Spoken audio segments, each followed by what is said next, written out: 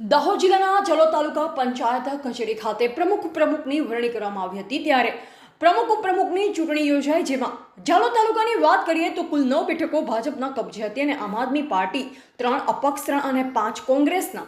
આમ કુલ તાલુકા પંચાયતની કુલ 20 બેઠકોમાં હતી, જેમાં આજે ભારતીય જનતા પાર્ટીને ટેકો જાહેર થયો। ત્યારે ભારતીય જનતા પાર્ટીના મેન્ડેટ પ્રમુખ તરીકે સુરેશભાઈ ખેમાભાઈ કટારાની પ્રમુખ તરીકે બિનહરીફ જાહેર કરવામાં આવ્યા। તેનું પ્રમુખ તરીકે તેજલબેન માનસિંહભાઈ બાબોર જાહેર કરવામાં આવ્યા। ત્યારે આજે જલોદ તાલુકા પંચાયત ભાજપના કબજે છે। એવા વિપુલ પ્રજાપતિ, ફતેપુરા, દાહોદ।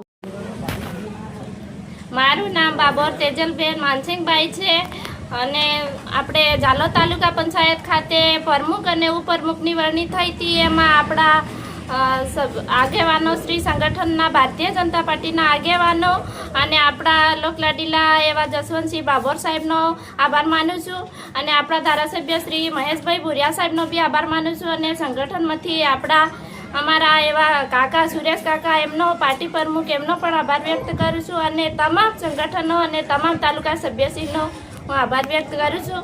અને મને જે પાર્ટીએ મને મારા પર વિશ્વાસ મૂકીને મને ઉપપ્રમુખની વરણી વિજેતા જાહેર કરી છે, તો હું એને દિલથી અને વિશ્વાસથી કામ કરીશ અને બતાવીશ।